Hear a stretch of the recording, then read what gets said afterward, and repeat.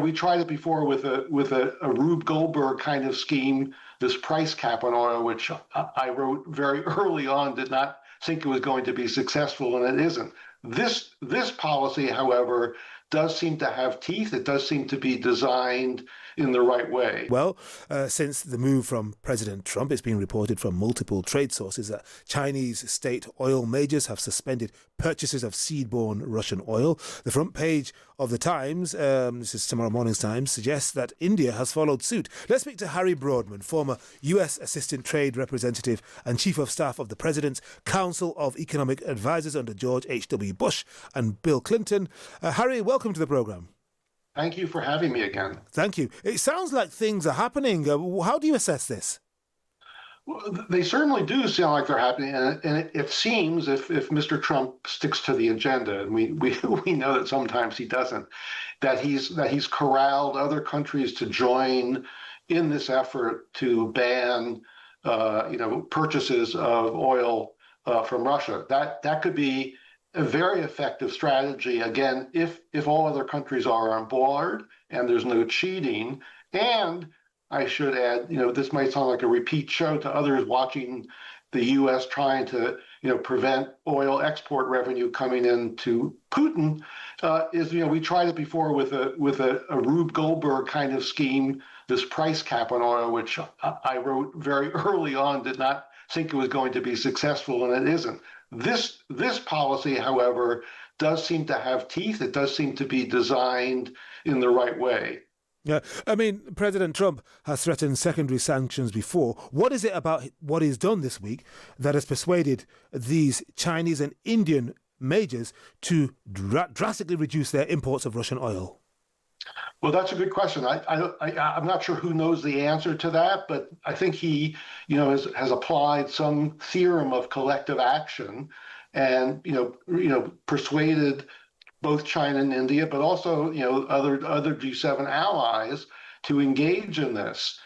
I don't know what the quote deal is behind the scenes that Mr. Trump may have made with India and China, but if this comes to pass, it's actually going to be something that I think really could put the screws on to Putin. Now, whether those screws become tight enough that he withdraws from Ukraine, that's another story, because this man, who unfortunately, when I was working in Russia, he had just come in, he's pretty tough. And we'll see, if the Russian economy implodes from this, and that's a big question, because, while, oil is obviously an incredibly important commodity for Russia's economy, there is leakage from this, and there are other things that, Mr. Putin could rely on in the meantime. But this is the best policy I've seen attacking Russia vis-a-vis Ukraine, and generally, frankly. Right. I'm just looking at what the Times is reporting in tomorrow's morning's paper, although online you can get it now. And it tells us that India and China have been able to buy Russian oil at a discount and together account for about 80% of all Russia's crude exports. I mean, if they stick with this, what kind of impact could it have on Russia's economy and its ability to pay for its war? Well, it could certainly make Russian economic growth much slower than it currently is, and to be frank, it's not very fast to begin with.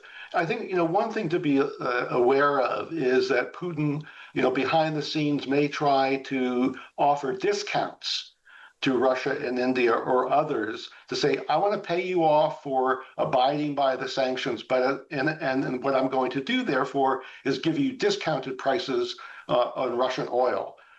So the question is, how tight is this coalition of the willing to really surround Russia and ban export revenues coming into Putin and his war chest? That's a big if.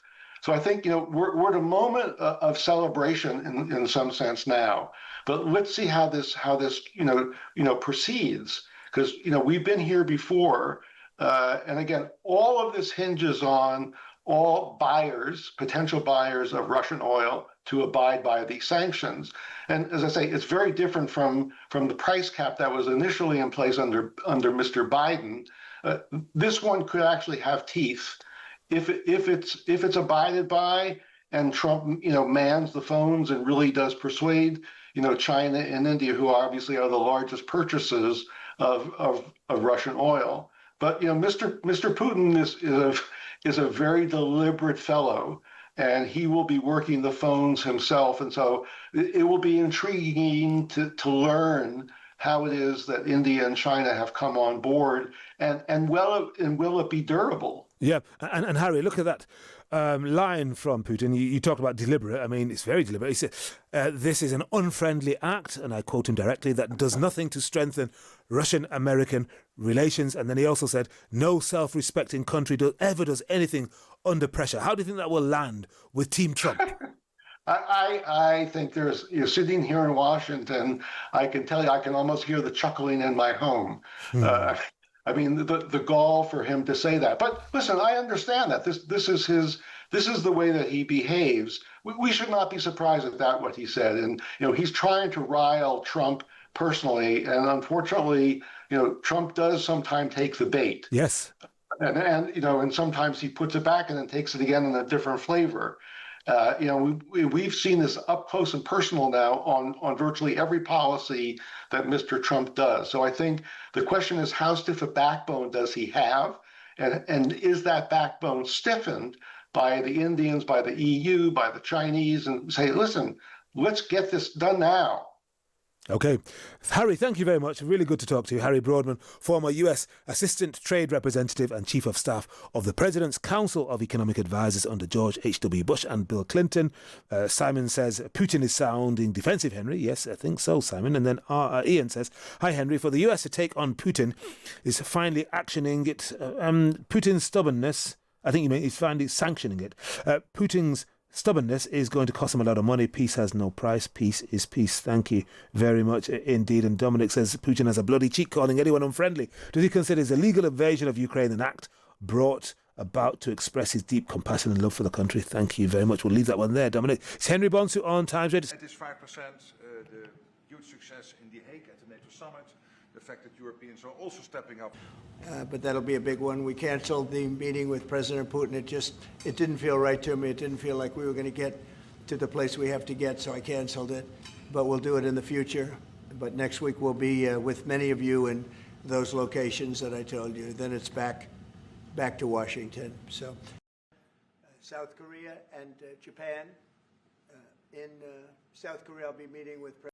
Yeah, it's a good question. Today is a very big day in terms of what we're doing. Look, these are tremendous sanctions. These are very big. Those are against their two big oil companies. And we hope that they won't be on for long. We hope that the war will be settled.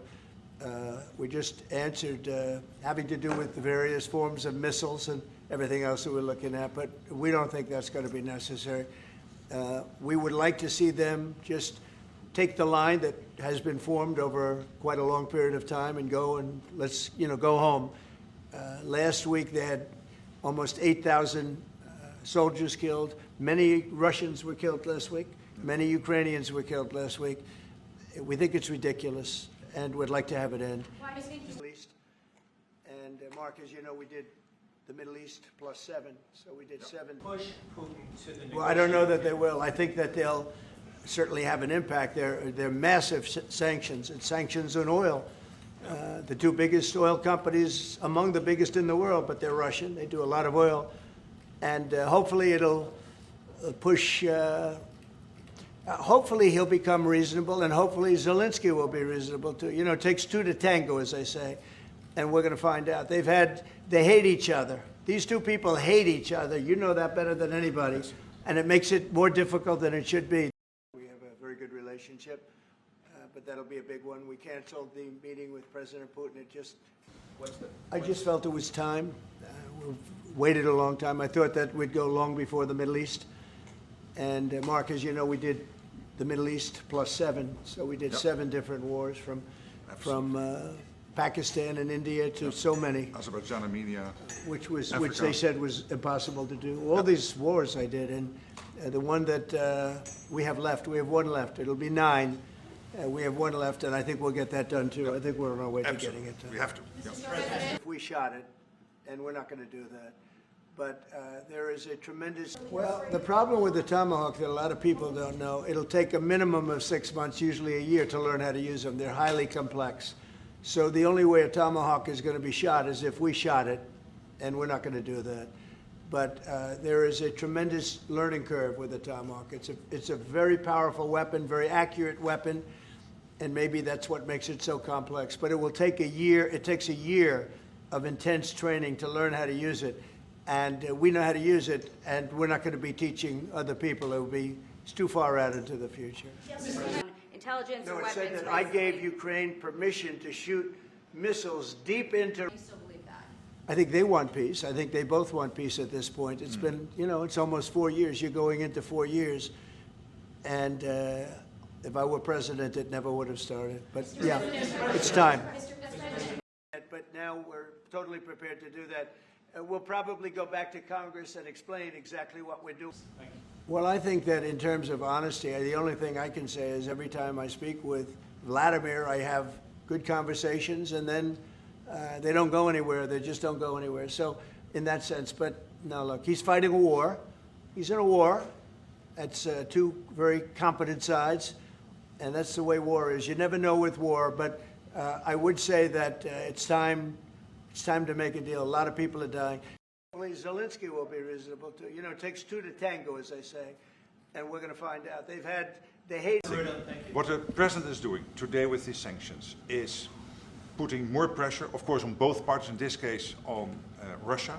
It's all about changing the calculus, making sure that Putin understands that the president's vision this weekend of having a ceasefire, stop where they are, as you literally said, that this has to be step one now. And for him to really accept that vision and to come to the table. And then you have to put pressure, and this is exactly what he did today. Fame, we call it. Biden is the worst president we've ever had. I always felt that way. I always felt he wanted to. When I was in my first term, I was I was very close to him, relatively speaking. It was harder because of the Russia hoax. But I would talk to President Putin about Ukraine, and it was the apple of his eye. I'd say it was the apple of his eye, but it would have never happened. He knew the consequences were too great. When we had a rigged election and all of a sudden I wasn't there, he said, wow. I think he looked at Afghanistan, how horribly that was handled, so stupidly.